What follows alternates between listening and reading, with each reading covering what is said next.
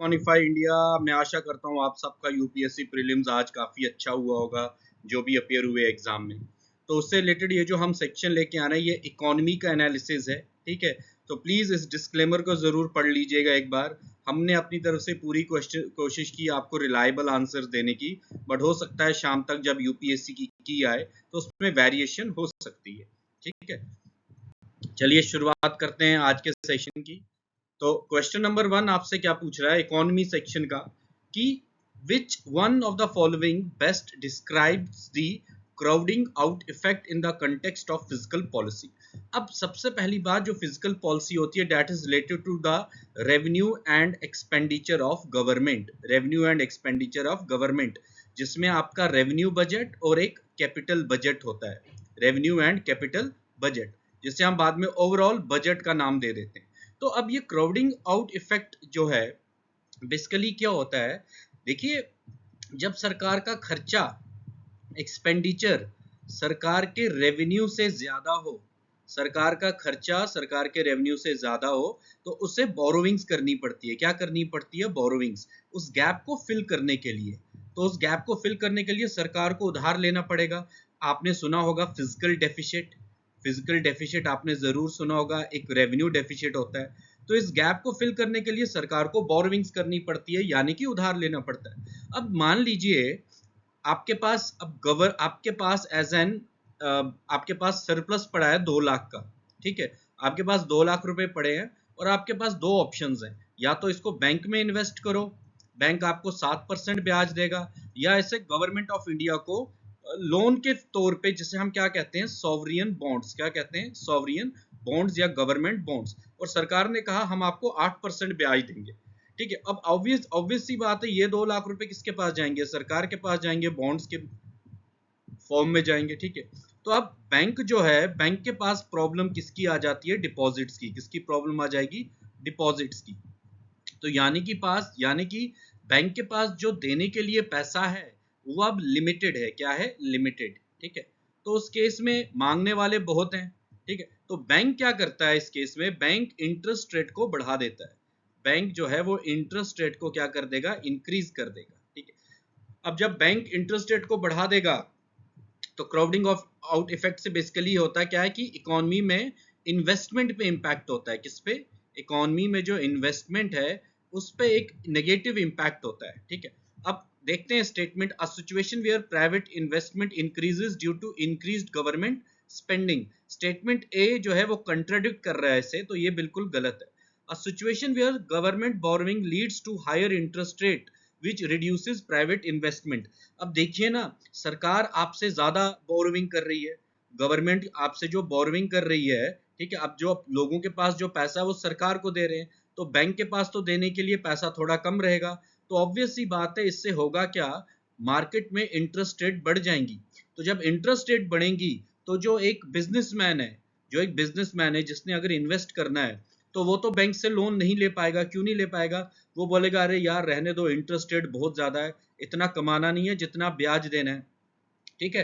तो ये statement B is the right answer, ठीक है। स्टेटमेंट सी देखते हैं, situation where an increase in taxes leads to increase private sector investment. C is incorrect. Situation where government spending has no impact on aggregate demand. So the right answer is option B. तो जब भी मैं physical policy अपने students को पढ़ाता हूँ, वहां पे physical slippage, physical deficit, crowding in, crowding out, ये सब टर्म्स को हम जरूर डिस्कस करते हैं, ठीक है। चलिए क्वेश्चन नंबर 2 देखते हैं। Consider the following statement about NBFCs, non banking financial companies, ठीक है। अब नाम के आगे ही नॉन आ गया, तो ये बैंकिंग फाइनेंशियल कंपनीज नहीं है। अब आपसे पूछ रहा है कि NBFCs can not accept demand deposit. देखिए दो तरह के डिपॉजिट्स होते हैं, एक होता है आपका टाइम डिपॉजिट, एक होता है आपका, ठीक है। स्टेटमेंट 1 क्या कह रहा है कि एनबीएफसीज डिमांड डिपॉजिट नहीं ले सकती, एक आपका टाइम डिपॉजिट होता है। तो आपके पास जो एटीएम है, आप अभी बैंक से जाके अपने सेविंग अकाउंट में से पैसा विड्रॉ कीजिए, सेविंग्स में से आप पैसा विड्रॉ कीजिए, तो ये जो आपने विड्रॉ किया, it's a part of demand deposit, it's a part of demand deposit, ठीक है। एक होता है टाइम डिपॉजिट या टर्म डिपॉजिट, यानी कि आज आपने इन्वेस्ट किया और आपने कहा मैं 2 साल के बाद विड्रॉ करूंगा, जिसे हम फिक्स डिपॉजिट वगैरह भी नाम दे देते हैं, ठीक है। तो जो एनबीएफसीज होते हैं वो डिमांड डिपॉजिट को एक्सेप्ट नहीं कर सकते, वो टर्म डिपॉजिट एक्सेप्ट कर सकते हैं यानी कि टाइम डिपॉजिट, लेकिन यहां पर भी स्पेसिफिक एनबीएफसीज ही टाइम डिपॉजिट एक्सेप्ट कर सकती हैं। तो स्टेटमेंट 1 इज एब्सोल्युटली करेक्ट। तो ऑब्वियसली बात है, जब डिमांड डिपॉजिट एक्सेप्ट नहीं होगा तो चेक वगैरह का तो कोई रोल ही नहीं होगा इसमें, ठीक है, चेक सिस्टम का पार्ट नहीं बनेंगे, तो वही स्टेटमेंट 3 भी आपसे कह रहा है, ठीक है। All the NBFCs operating in India have to be registered with the RBI. देखिए ये स्टेटमेंट गलत है। क्यों गलत है? क्योंकि कुछ एनबीएफसीज ऐसी भी हैं, ठीक है, जिन्हें आरबीआई के पास रजिस्टर करना जरूरी नहीं है। अगर आपने सुना हो निधि कंपनीज, क्या होता है निधि कंपनीज, तो ये निधि कंपनीज को कौन रेगुलेट करता है? Ministry of corporate affairs. या अगर आप मर्चेंट बैंकिंग की बात करें, स्टॉक ब्रोकिंग की बात करें, ठीक है, तो जरूरी नहीं है कि हर एक एनबीएफसी को आरबीआई से रजिस्टर करना है। Statement 2 is incorrect. NBFCs form part of payment and settlement system, ठीक है। अब ये पेमेंट एंड सेटलमेंट सिस्टम क्या होता है? देखिए जब भी आप कोई ट्रांजैक्शंस वगैरह करते हैं, राइट, जैसे कि आपने अपने नाम पे चेक वगैरह इश्यू किया, आपने मेरे को एसबीआई का अकाउंट था, आपने मेरे को एक चेक लिख के दिया, उस चेक पे मेरा नाम लिखा, और जाके जब मैं इस चेक को डिपॉजिट करूंगा तो ये तभी चेक प्रोसेस होगा जब ये पेमेंट एंड सेटलमेंट सिस्टम का पार्ट होगा, ठीक है। अगर ये पेमेंट एंड सेटलमेंट सिस्टम का पार्ट नहीं है तो ये चेक किसी काम का नहीं है, राइट। देन स्टेटमेंट 3 जो है वो इनकरेक्ट है। एनबीएफसीज जो होती हैं वो पेमेंट एंड सेटलमेंट सिस्टम का पार्ट नहीं है। क्यों? क्योंकि ये चेक इशू नहीं कर सकते, ठीक है। अब फोर्थ स्टेटमेंट देखते हैं। Deposit insurance facility of deposit insurance and credit guarantee corporation is not available with the depositors of depositing to the depositors of deposit taking NBFCs. अब मान लीजिए मैंने आपसे अभी कहा कि कुछ एनबीएफसीज ऐसी हैं जो टाइम डिपॉजिट एक्सेप्ट कर सकती हैं। जो एनबीएफसीज टाइम डिपॉजिट एक्सेप्ट कर सकती हैं, मान लो कल वो एनबीएफसी बंद हो जाए, किसी कारण से वो बंद हो जाए, ठीक है, तो आपके पैसे का क्या होगा? देखिए जो कॉमर्शियल बैंक्स होते हैं, जैसे आपका एसबीआई हो गया, पीएनबी हो गया, यहाँ पे क्या रूल है, अगर ये बैंक बंद भी हो जाएगा, आपको 5 लाख तक का इंश्योरेंस, मान लीजिए आपके सेविंग अकाउंट में पड़े थे 15 लाख, कितने पड़े थे? 15 लाख, और बैंक बंद हो गया तो आपको 5 लाख तक मिल जाएगा, ठीक है। That is covered under deposit insurance credit guarantee corporation, subsidiary of RBI, ठीक है। तो आपको यहाँ पे पैसा मिल जाएगा। लेकिन जो डिपॉजिट टेकिंग एनबीएफसीज हैं, अगर ये डिफॉल्ट कर जाएं, ठीक है, इनका दिवालिया निकल जाए, आपको कुछ नहीं मिलेगा, आपको एक पूंजी भी नहीं मिलेगी। तो स्टेटमेंट 4 इज करेक्ट, ठीक है। So the right answer is option A. Okay, third देखते हैं। A bond whose proceeds are only used to finance और refinance a combination of both environmental and social projects, ठीक है। देखिए जनरली अगर हम बात करें एनवायरमेंटल फाइनेंसिंग या ग्रीन आजकल एनवायरमेंट के रिलेटेड बहुत सारा आप इनिशिएटिव्स देखते हो, उन्हें कहा जाता है ग्रीन बॉन्ड्स। क्या कहा जाता है? ग्रीन बॉन्ड्स, ठीक है। तो यहां पूछ रहा है कि यूज्ड ओनली टू फाइनेंस और refinance a combination of both environmental and social projects is called, ठीक है। तो याद रखिएगा इसका सही आंसर है सस्टेनेबिलिटी बॉन्ड्स। सबसे पहले बॉन्ड्स के बारे में क्या होता है, ठीक है, एक फाइनेंशियल इंस्ट्रूमेंट, ठीक है, लॉन्ग टर्म के लिए हम इससे पैसा रेज करते हैं, और इस पे जो इंटरेस्ट होता है वो क्या होता है? फिक्स्ड रहता है। क्या रहता है? फिक्स्ड। सॉवरियन बॉन्ड्स कौन से होते हैं? जो गवर्नमेंट इश्यू करती है, गवर्नमेंट जो इश्यू करती है उसे क्या कहते हैं? सॉवरियन बॉन्ड, ठीक है। सो यहाँ पे right answer is option C. Which one of the following best describes the key objectives of India's ONDC, Open Network for Digital Commerce, ठीक है। अब ये कह रहा है कि to allow government control over all digital commerce transactions. आप मुझे एक बात बताइए, ओएनडीसी का ऑब्जेक्टिव ये होगा कि गवर्नमेंट जो ये अमेजन फ्लिपकार्ट, ठीक है, हालांकि अमेजन फ्लिपकार्ट ओएनडीसी का पार्ट ऑफिशियली नहीं है, ठीक है, तो क्या गवर्नमेंट का कोई कंट्रोल मैनेजमेंट सिस्टम है? ऐसा कुछ नहीं है।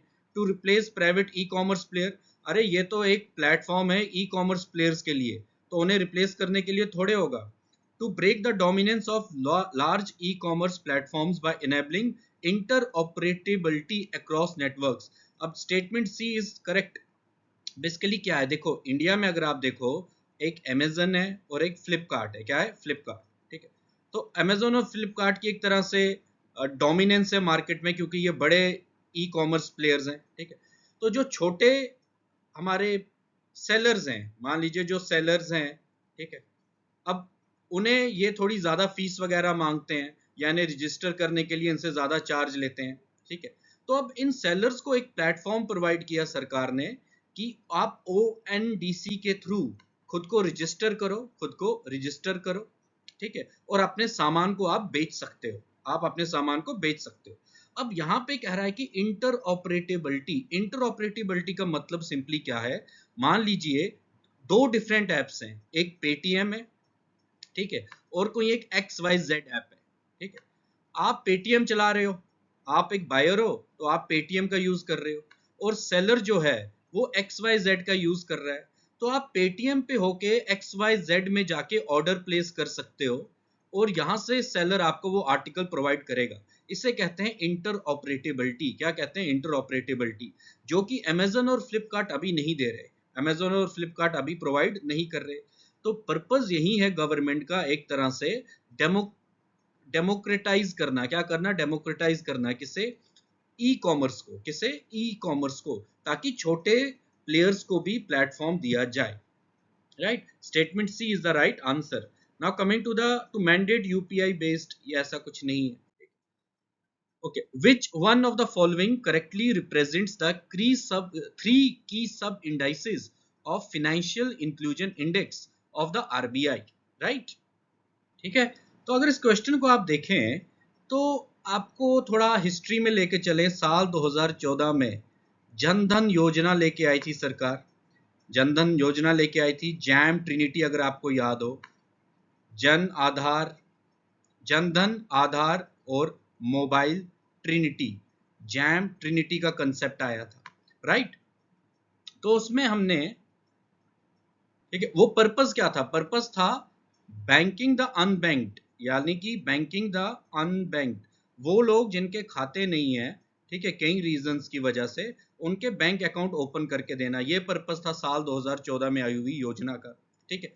तो अब हमें अगर चेक करना हो जो ये जनधन योजना थी, इसकी इफेक्टिवनेस चेक करनी है। क्या चेक करनी है? इफेक्टिवनेस, क्या वाकई में इससे कुछ फायदा हुआ या नहीं हुआ। तो हम बेसिकली क्या स्टडी करते हैं? Financial inclusion index. Financial inclusion index, financial inclusion का मतलब है ज्यादा से ज्यादा लोगों को फॉर्मल बैंकिंग सर्विसेज में इंक्लूड करना। फॉर्मल बैंकिंग सर्विसेज में क्या करना? इंक्लूड करना, इसका ये मतलब होता है, राइट। तो अब आपसे पूछ रहा है कि ये जो फाइनेंशियल इंक्लूजन इंडेक्स है, इसके कुछ सब पार्ट्स हैं। क्या है? सब पार्ट्स या कुछ कंपोनेंट्स है। इन आप बताइए इनमें से क्या कंपोनेंट्स हैं, ठीक है। देखिए, पहला है credit access insurance depth pension coverage, कोई लॉजिक ही नहीं बनता। बैंकिंग एक्सेस, चलो एक्सेस हो सकता है, जीडीपी कंट्रीब्यूशन, फाइनेंशियल लिटरेसी, ठीक है। The third is access usage and quality, access usage and quality. तो बेसिकली फाइनेंशियल इंक्लूजन इंडेक्स जो है बच्चों, वो तीन कंपोनेंट्स का बना है, AUQ, access, usage and quality. जो अगर हमें मान लूं कि, मान लीजिए इस इंडेक्स का 100% वैल्यू, क्या है? 100% वैल्यू, ठीक है। इसमें से जो वेटेज है एक्सिस को दी गई है 35%। अब आप बोलोगे सर एक्सिस का क्या मतलब है? एक्सिस का मतलब होता है बच्चों एटीएम होना, बैंक की ब्रांचेस होना, किस एरिया में कितने एटीएम्स हैं, आपके पास एक्सेस है सर्विसेज का, ठीक है। अब सेकंड आपका आता है यूजेज। अगर हम यूजेज की बात करें, इसका वेट है 45%। कितना वेट है? 45%। इसमें यह देखा जाता है कि जो लोग वो यूपीआई यूज कर रहे हैं, नेफ्ट यूज कर रहे हैं, आरटीजीएस वगैरह का यूज कर रहे हैं, टेक्नोलॉजिकल पेनिट्रेशन देखी जाती है। तो रिमेनिंग आपका 20% वेट किसे दिया गया है? क्वालिटी को। क्वालिटी में यह देखा जाता है कि कस्टमर ग्रीवियंसेस को रिड्रेस किया जा रहा है या नहीं, कस्टमर के साथ अगर फ्रॉड हो रहा है तो उनको फाइनेंशियल लिटरेसी, उन्हें अवेयर, जैसे आप देखते होंगे आरबीआई कई बार आपके फोन पे मैसेजेस वगैरह भेजता है कि अगर कोई स्कीम आपसे कहती है इन्वेस्ट करो तो इससे बच के रहिए, ठीक है, क्योंकि फ्रॉड वगैरह बहुत ज्यादा हो रहे हैं, लोगों के बैंक अकाउंट से फ्रॉड हो रहे हैं। तो आरबीआई ये देखता है कि कितना अवेयरनेस है लोगों में, फाइनेंशियल लिटरेसी को लेके कितने वो अवेयर है, ठीक है। तो इस इंडेक्स को हम 3 पैरामीटर्स पे स्टडी करते हैं, एक्सेस, यूजेज एंड क्वालिटी, ठीक है। और करंटली जो हम भारत के कंटेक्स्ट में बात करें, फाइनेंशियल इंक्लूजन इंडेक्स, इसका जो प्रेजेंट दैट इज 67, कितना है 67, ठीक है। तो मान लीजिए अगर हमें 100 अचीव करना है तो अभी हम 2/3 अचीव कर चुके हैं, 2/3 value of the index we have achieve. तो अगर हमें यहाँ पे पहुंचना है तो हमें और अच्छा करना पड़ेगा। So right answer is option C. Okay, हम नेक्स्ट देखते हैं, an e commerce revenue model where the seller has control over pricing. So the seller has control over pricing but does not keep product in stock. वो stock ही maintain नहीं कर रहा, right, does not keep products in stock and instead transfer customer order and shipment details to a third party seller who then ships the good directly to the customer is called। यानी कि एक ई commerce revenue model है। ऐसा मान लीजिए आपने एक website बनाई, क्या बनाई, वेबसाइट, और उस वेबसाइट पे आपने एक जैकेट का फोटो डाल दिया या स्वेटर का फोटो डाल दिया, बट आप इस जैकेट को अपनी स्टॉक में आपके पास ये अवेलेबल नहीं है, ठीक है। और जैसे ही आपको कोई ऑर्डर आता है इस जैकेट से रिलेटेड, आप इस ऑर्डर को ट्रांसफर कर दोगे, क्या कर दोगे, ट्रांसफर कर दोगे किसे, सेलर को, ठीक है, थर्ड पार्टी सप्लायर। अब ये सेलर सप्लाई करेगा किसे, कस्टमर को।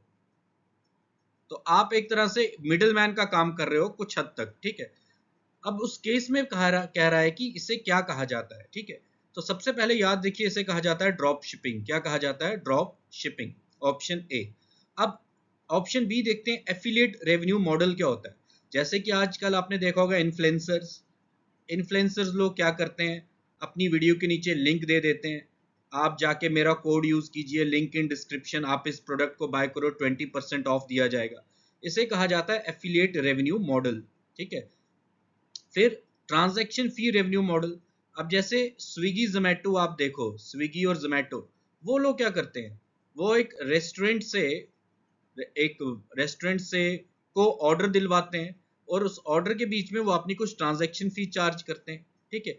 देन एजेंसी रेवेन्यू मॉडल, ये जो एजेंसी रेवेन्यू मॉडल होता है basically that is related to marketing या एड एजेंसी से रिलेटेड होता है ये, ठीक है।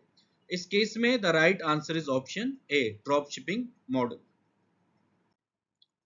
Now consider the following statement about multi-dimensional poverty index. Now जब हम multi-dimensional poverty index की बात करते हैं तो हमने ये कहा है कि पॉवर्टी सिर्फ एक आपका पैसे से रिलेटेड नहीं है, it is both qualitative and quantitative aspect, qualitative and quantitative aspect. अब क्वालिटेटिव में अगर हम बात देखें, कुछ आपके क्वालिटेटिव फैक्टर्स हमने स्टडी किए या कुछ मॉडिफाई बनाए हैं, जिनके अकॉर्डिंग हम ये कहते हैं कि क्या ये इंसान मल्टी डायमेंशनल पॉवर्टी का शिकार है, क्या ये इंसान मल्टी डायमेंशनल पॉवर्टी का शिकार है या नहीं, ठीक है। अब सिंपल सी बात आपको याद रखनी है कि हमें मल्टी डायमेंशनल पॉवर्टी को स्टडी करना है, ठीक है। तो अब first is MPI is calculated using Alkire Foster methodology. Basically अगर आपको पता हो कि there is a Oxford poverty and human development initiative, जो UNDP, United Nations Development Programme जो है, ठीक है, वो इसे पब्लिश करते हैं। अभी यहाँ पे थोड़ा डिफरेंस मैं आपको बताता हूँ नीति आयोग का कैसे डिफर करता है, ठीक है। अब ये जो यूएनडीपी वाले जो पब्लिश करते हैं ना ग्लोबली, जिसे हम कहते हैं global multi dimensional poverty index, that's called global multi dimensional poverty index, इसे पब्लिश करते हैं ऑक्सफोर्ड एंड आपका यूएनडीपी, ठीक है। अब जो ये स्टडी करते हैं ये किस मेथड का यूज करते हैं, एल्कायर मेथोडोलॉजी। तो it is a basically statistical tool, Alkire Foster methodology. और भारत में जो नीति आयोग है, नीति आयोग भी इसी मेथोडोलॉजी का यूज करती है, Alkire Foster methodology. So statement 1 is absolutely correct, ठीक है। Then MPI calculated by NITI Aayog. अब देखिए अभी मैंने आपसे कहा कि मल्टी डायमेंशनल पॉवर्टी इंडेक्स एक ग्लोबल है और एक नेशनल है। क्या है, national multi dimensional poverty index. यानी कि इंडिया ने भी अपना एक वर्जन बनाया है जिसे पब्लिश कौन करता है, नीति आयोग। कौन पब्लिश करता है, नीति आयोग। ग्लोबली जो पब्लिश किया जाता है, ठीक है, उसके 3 पैरामीटर्स होते हैं। कितने पैरामीटर्स आपके बच्चों कौन से होते हैं? हेल्थ, एजुकेशन, ठीक है, और standard of living. Health, education और स्टैंडर्ड ऑफ लिविंग सबको 1/3 वेट दिया गया है, 1/3 1/3, तीनों का 1/3, ठीक है। अगर किसी एक में भी एक इंडिविजुअल डिप्राइव्ड है, मान लीजिए इस पूरे में वो डिप्राइव्ड है, तो हम उसे कह देते हैं मल्टी डायमेंशनली पुअर। हालांकि उसमें हम नहीं जाते अभी, तो आप ये याद रखिए कि ये 3 पैरामीटर्स है, health, education and standard of living. और इन 3 पैरामीटर्स के अंदर सब पैरामीटर्स हैं। क्या है? सब पैरामीटर्स। इन 3 पैरामीटर्स के अंदर कुछ सब पैरामीटर्स हैं, ठीक है। तो जो global multi dimensional poverty index है, टोटल उनके 10 इंडिकेटर्स हैं। कितने? 10, जो ग्लोबली हमने बनाया हुआ है, ठीक है। लेकिन जो नीति आयोग द्वारा तैयार किया गया उसमें 12 इंडिकेटर्स हैं। कितने? 12 इंडिकेटर्स। तो यानी कि हमने 2 एडिशनल इंडिकेटर्स रखे हैं। स्टेटमेंट 2 बिल्कुल सही है, ठीक है। अब थर्ड देखते हैं, maternal health and bank account are common indicators in the MPI of NITI Aayog and MPI of United Nations Development Programme, ठीक है। अब थोड़ा ध्यान से देखिए, मैंने आपसे क्या कहा कि जो ग्लोबली बनाया गया उसके इंडिकेटर्स कितने हैं? 10, और हमने जो बनाया उसके कितने हैं? 12। तो वो जो 12 है ना, एडिशनल ये 2 हैं, maternal health and bank account. Maternal health and bank account ये नीति आयोग वाले में है, ये नीति आयोग वाले में। और जो ग्लोबली बनाया गया है उसमें ये 2 नहीं है, ये 2 नहीं है। जो आपका यूएनडीपी ने जो इंडेक्स बनाया है ना, उसमें ना मैटरनल हेल्थ है ना बैंक अकाउंट है, ठीक है। तो statement 3 is incorrect, statement 3 is incorrect. एक और बात मैं क्लियर कर देता हूं, देखिए जो ग्लोबल जो यूएनडीपी ने बनाया है उसमें कितने इंडिकेटर्स हैं? 10। जो नीति आयोग ने बनाया उसमें कितने? 12। बाकी जो 10 है ना, दोनों में सेम है, बाकी 10 इंडिकेटर्स दोनों में सेम है। सिर्फ नीति आयोग में 2 एडिशनल इंडिकेटर्स हैं, एक आपका मैटरनल हेल्थ और bank account. So the right answer is option A. Next देखते हैं, which of the following statement about UPI and CBDC, CBDC काफी न्यूज में था, ठीक है। अब which of the following statements about UPI and CBDC is not correct?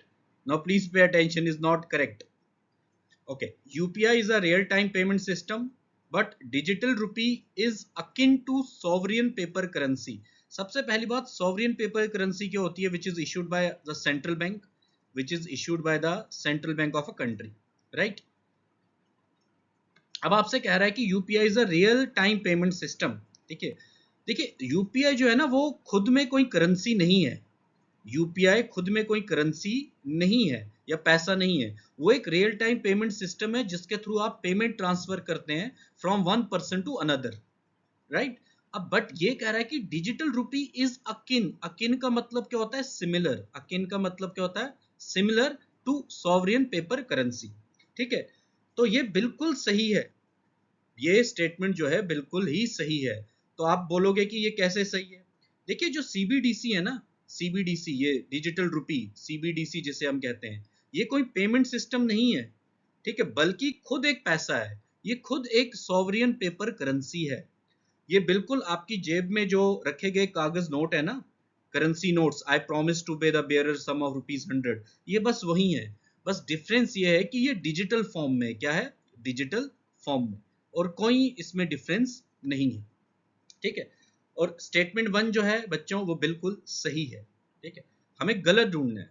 In case of UPI, settlement for end users happens instantly as the money gets immediately debited or credited, but in case of digital rupee there is no settlement as the wallet balance gets transferred to another wallet. Statement B is extremely tricky and confusing. अब होता क्या है, देखिए आपने SBI का आपके पास UPI था, और आपने पीएनबी में, आप दुकान पे गए, आपका एसबीआई था और उसका पीएनबी था, आपने यूपीआई से उसको पेमेंट कर दी, ठीक है। अब 2 इंडिविजुअल बैंक्स इन्वॉल्व हो रहे हैं, एक एसबीआई और एक पीएनबी। आपको तो इंस्टेंट ही लग रहा है मेरे अकाउंट से डेबिट हो गए, उसके अकाउंट में क्रेडिट हो गए, लेकिन बैक एंड पे सेटलमेंट होती है। क्या होती है? Settlement. There is a process of settlement, ठीक है। But in case of digital rupee there is no settlement. अब ये सेटलमेंट क्यों नहीं है? इसको इस तरह से सिंपल समझिए, ये आपका जो वॉलेट है, ये आपका क्या है? डिजिटल वॉलेट, ठीक है। ये एक सिंपली आपकी जेब से गया या वॉलेट से गया, एक ही बात है। इसमें कोई सेटलमेंट मैकेनिज्म नहीं है, इसमें बैंक्स इन्वॉल्व नहीं होते। पहली बात, इसमें बैंक्स का इन्वॉल्वमेंट नहीं है। अनलाइक यूपीआई, इसमें बैंक्स का इन्वॉल्वमेंट नहीं है, तो इसीलिए there is no chance of settlement का कोई केस ही नहीं आता। Only wallet balance gets transferred to another wallet, ठीक है। तो statement B is also correct, ठीक है। हो सकता है यूपीएससी स्टेटमेंट को बाद में इनकरेक्ट इसको भी डिक्लेयर कर दे, क्योंकि ऑप्शन बी या डी इन दोनों में एक कोई इनकरेक्ट है, ठीक है। बट मेरे अकॉर्डिंग तो ये करेक्ट है, बी, ठीक है। UPI transactions are recorded by banks and reflected in bank statement, but in case of digital rupee, no data is captured in bank statement as transactions are from one wallet to another. अगर statement B सही है तो C भी सही होगा, statement C भी क्या होगा? सही होगा, ठीक है। In both the cases, UPI and digital rupee, the liability lies with the users and their respective banks. अब यहाँ पे मुझे एक बात बताइए, पैसा जो है डिजिटल, जब हम बात करते हैं डिजिटल रुपी की, वो क्या है? सॉवरियन करेंसी। अगर ये सॉवरियन करेंसी है तो रिस्पॉन्सिबिलिटी किसकी होगी? सेंट्रल बैंक की।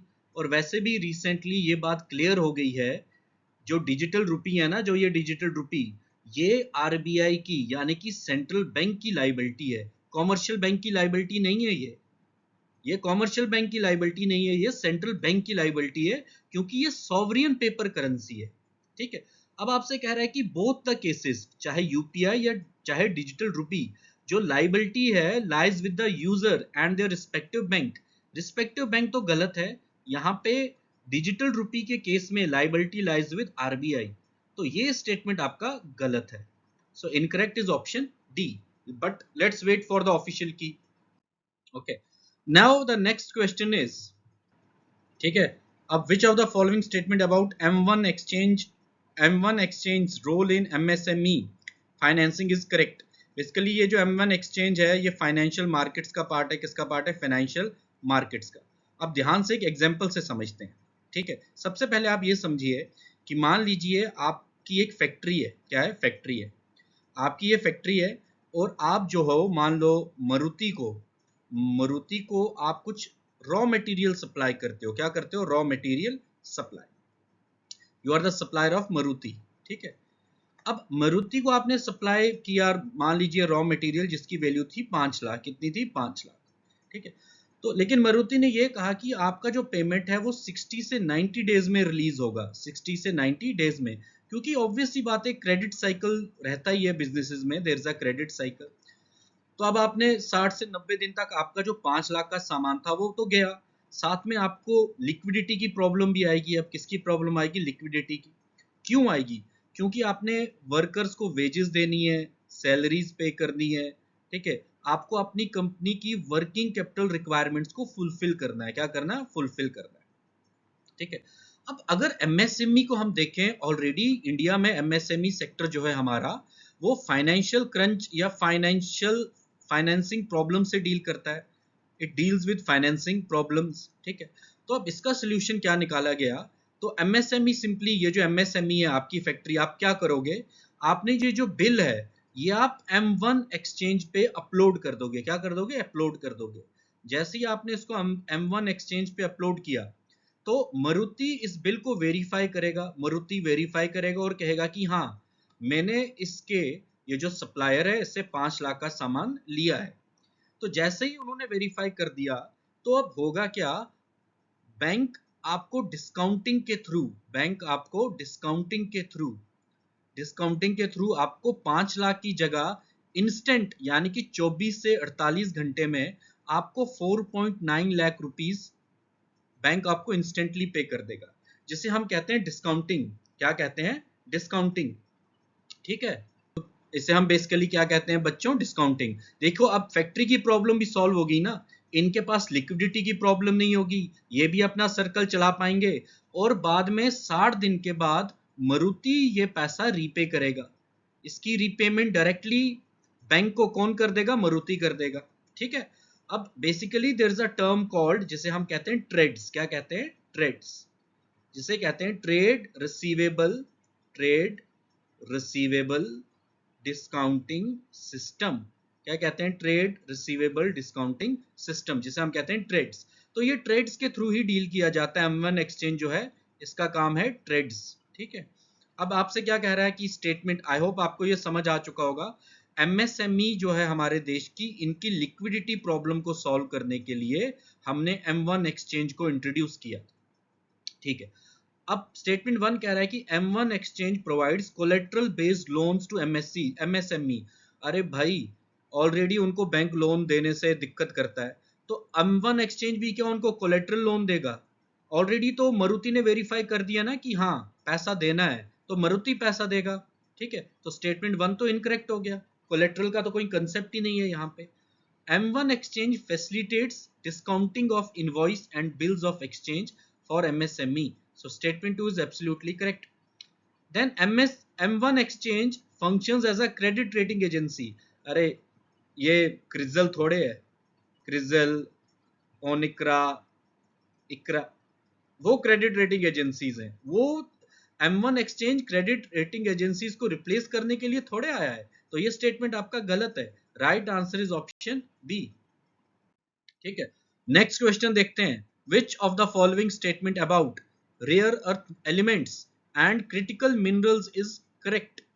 Statement 1, modern technological innovations including AI, robotics, space exploration extensively use rare earth minerals. कोई गलत बात तो नहीं है इसमें।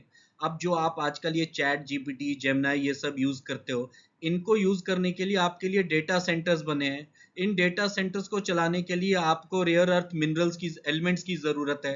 तो जब आप स्पेस में शिप्स वगैरह, जो रॉकेट्स वगैरह हैं, आपके जो मोबाइल फोन है, आपका जो इलेक्ट्रिक व्हीकल है, आपका जो लैपटॉप है, इस सब में आपका रेयर अर्थ एलिमेंट्स का यूज होता है, क्रिटिकल मिनरल्स का यूज होता है। स्टेटमेंट 1 में कोई गलती नहीं है।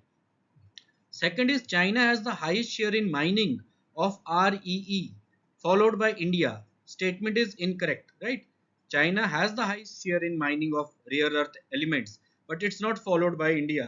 Statement 2 is incorrect. Around 60 to 70% processing इसकी कहाँ होती है? चाइना में। चाइना के बाद आपका आता है बच्चों USA, फिर म्यांमार, ठीक है। तो statement 2 is incorrect. The government of India launched the National Critical Mineral Mission (NCMM) in 2025 to establish a robust framework for self-reliance in the critical mineral sector. तो ये स्टेटमेंट आपका बिल्कुल सही है, ठीक है। एक्चुअल में यूनियन बजट 2024-25 में इसको लाया गया था और बाद में इसको जनवरी 2025 में अप्रूवल दी गई थी। तो national critical mineral mission 2025 is absolutely correct. Fourth statement कह रहा है कि rare earth minerals, right, rare earth elements are a set of 13 metallic elements. Basically it's a set of 17 metallic elements. Statement 4 is incorrect. Right answer in this case. If so, in this case, the right answer is option A. Option A is the right answer. Okay. Now let's move to the next question. Okay. That is related to crowdfunding. Okay. So crowdfunding is the solicitation of funds, small amount from multiple investors through a web-based platform or social networking site. आपने देखा होगा बहुत सारे NGOs होते हैं, या कहीं आपने देखा होगा किसी को ट्रीटमेंट वगैरह के लिए ज़रूरत होती है, तो सोशल मीडिया का यूज़ करके तो वो क्राउड फंडिंग वो किए जा सकता है। SME, small medium enterprise, are able to raise funds at lower cost of capital without undergoing rigorous procedure. ये ऑप्शंस आपका SMEs के लिए भी अवेलेबल है। So the right answer is option C. अब ये आप देखिए क्वेश्चन क्या है कि मैच द फॉलोइंग, ठीक है। पहली कमेटी का नाम है RN मल्होत्रा कमेटी। ये बनाई गई थी 1993 में, ठीक है। तो उसका ऑब्जेक्टिव लिखा है कि comprehensive reforms of insurance sector in India. देखिए ऑब्जेक्टिव इसका बिल्कुल सही है। इसका ऑब्जेक्टिव था रिफॉर्म्स लेके आना, किसमें? इंश्योरेंस सेक्टर में। अब साथ के साथ लिखा गया है कि organisation under which it was formed. यहाँ लिखा गया है कि IRDA, insurance regulatory and development authority. अरे बेसिकली जो IRDA जो है, जो आपका IRDA है, वो बना ही 1999 में था, और IRDA बना ही इस कमेटी की रिकमेंडेशन पे है। तो जो कमेटी रिकमेंड कर रही है कि ये बनना चाहिए, वो कमेटी इसका पार्ट तो हो ही नहीं सकती। तो स्टेटमेंट देखो, कमेटी ऑब्जेक्टिव ठीक है बट ऑर्गेनाइजेशन गलत है। तो स्टेटमेंट आपका जो 1 हुआ, ये सीरियल नंबर 1, ये गलत है। ठीक है। सेकंड आपका है LC गुप्ता। LC गुप्ता की देखरेख में कमेटी बनी थी 1996 में। ठीक है। ये आपकी बनी थी इंट्रोडक्शन ऑफ डेरिवेटिव्स। अगर आपने सुना हो, फाइनेंशियल इंस्ट्रूमेंट्स होते हैं डेरिवेटिव्स, ठीक है, जिसमें आपका call, put, futures and options वगैरह, ठीक है, ये आपका डेरिवेटिव्स प्रोडक्ट्स होते हैं जिनमें आप डील भी कर सकते हो, कॉल वगैरह ले सकते हो। तो ये LC गुप्ता कमेटी ने 1996 में रेकमेंड किया था, preparing a road map for the introduction of derivative trading in India, और आई थिंक अराउंड साल 2000 में जाके इसको स्टार्ट किया गया था। ठीक है। तो सेबी ऑर्गेनाइजेशन थी, ये सही है। तो आपका जो सेकंड है वो करेक्ट है, सेकंड आपका करेक्ट है। Then third is Urjit Patel, Urjit Patel committee, right. Urjit Patel committee का अगर आपने नाम सुना हो, उर्जित पटेल RBI के फॉर्मर गवर्नर भी रहे थे। आपका रघुराम राजन जी के बाद उर्जित पटेल जी ने 2016 में जब डिमोनेटाइजेशन हुआ था, तो उस टाइम पे उर्जित पटेल ही RBI के गवर्नर थे। ठीक है। तो अब देखो, ऑर्गेनाइजेशन तो ठीक ही होगी, ऑब्वियस सी बात है अगर देखा जाए। ठीक है। तो बेसिकली जो रोड मैप था, देखिए कमेटी का नाम है उर्जित पटेल कमेटी, ऑब्जेक्टिव गलत है, ऑब्जेक्टिव ये नहीं था। ठीक है। बेसिकली जो उर्जित पटेल जी की कमेटी बनी थी, वो बनी थी मॉनेटरी पॉलिसी रिफॉर्म से रिलेटेड, मॉनेटरी पॉलिसी रिफॉर्म से रिलेटेड। ठीक है। इन्होंने ही मॉनेटरी पॉलिसी कमेटी की रिकमेंडेशन की थी, जो 6 मेंबर कमेटी होती है। 6 मेंबर कमेटी जो आप देखते हो ना, 3 RBI के, 3 गवर्नमेंट के, तो ये इन्होंने उस कमेटी को हेड किया था। और इन्होंने ही इस कमेटी में कहा था कि अगर आपको इन्फ्लेशन को अच्छे से मेजर करना है, तो आप यूज कीजिए कंज्यूमर प्राइस इंडेक्स, क्योंकि भारत में उससे पहले यूज किया जाता था होलसेल प्राइस इंडेक्स। इन्फ्लेशन को मेजर करने के लिए भारत में 2015 से पहले WPI यूज किया जाता था, और बाद में उर्जित पटेल जी की रिकमेंडेशन पे कंज्यूमर प्राइस इंडेक्स को यूज किया गया। ठीक है। तो कमेटी तो ठीक है, लेकिन इसका ऑब्जेक्टिव जो है वो गलत है। और अगर मैं सही हूं तो ये जो बैंकिंग लेंडिंग रिफॉर्म है हाउसिंग में, it was I think Harshvardhan committee, Harshvardhan committee से रिलेटेड है ये, हर्षवर्धन कमेटी। तो आपका जो थर्ड है वो इनकरेक्ट है। देखिए, नाम सही है, ऑर्गेनाइजेशन सही है, लेकिन ऑब्जेक्टिव गलत है, इन्हें ये इसका नहीं बनाया गया था। Then the last is YH Malegaon Committee, preparing a roadmap for reforms in microfinance, reserve bank of India. ये बिल्कुल सही है आपका स्टेटमेंट 4, राइट। तो अगर इसमें आप देखेंगे तो सही आंसर आपका है option option D is the right answer. First and third is incorrect. Next question देखते हैं। Which of the following statement about insurance in aviation sector is या correct? अब आप सोच रहे होंगे कि एविएशन सेक्टर में इंश्योरेंस से रिलेटेड क्यों पूछा। मुझे ऐसा लग रहा है कि एयर एक्सीडेंट्स जैसे बढ़ रहे हैं, लास्ट ईयर भारत में एयर इंडिया का इंसिडेंट हुआ था 12 जून के आसपास। ठीक है। तो हो सकता है ये क्वेश्चन उस कंटेक्स्ट में बनाया गया। तो क्वेश्चन क्या कह रहा है, एविएशन हल इंश्योरेंस। ठीक है। अब बेसिकली अगर आप देखो एविएशन हल, ये जो टर्म है ना, एविएशन हल, हल का मतलब होता है किसी, मान लीजिए जैसे कार है, उसकी फिजिकल बॉडी, ठीक है, फिजिकल बॉडी, प्लेन की फिजिकल बॉडी। तो ये जो हल इंश्योरेंस है, physical aircraft including the body, engine, on board equipment, जो उनके डिवाइसेस वगैरह लगे होते हैं, एवरीथिंग ये कवर करता है इसमें। Statement 1 is correct. Under the Montreal convention adopted in 1999, इसे हम MC 199B कहते हैं। ठीक है। By over 130 countries including India, Airlines are strictly liable to pay compensation to the family nominee of every deceased passenger without requiring the family to prove fault. तो इसका simply ये मतलब है कि अगर क्रैश हो जाए, ठीक है, किसी पैसेंजर की डेथ हो जाए, प्लेन में कुछ वैसा हो, तो उस केस में जो एयरलाइंस हैं, ठीक है, एयरलाइंस को कंपनसेट करना ही पड़ेगा. They are suppose to compensate. और आपसे ये नहीं कहेंगे कि चलो कोर्ट में जाके प्रूव करो, ठीक है, कि हमारी गलती नहीं है, फॉल्ट, टू प्रूव फॉल्ट, ऐसा कुछ नहीं होगा. चुपचाप करके आपको कंपनसेशन देना पड़ेगा. तो statement C is the right answer. So Montreal convention जो है 1991 में, it's related to insurance, right. तो आई होप आपका जो आज प्रीलिम्स रहा होगा काफ़ी अच्छा रहा होगा यूपीएससी सीएससी का, ठीक है. तो जब मैं इकोनॉमी सेक्शन की बात करूं तो इसे मैं मॉडरेट से डिफ़िकल्ट में ही कहूँगा, मॉडरेट टू डिफ़िकल्ट. काफ़ी अच्छे लेवल के क्वेश्चंस थे, ठीक है.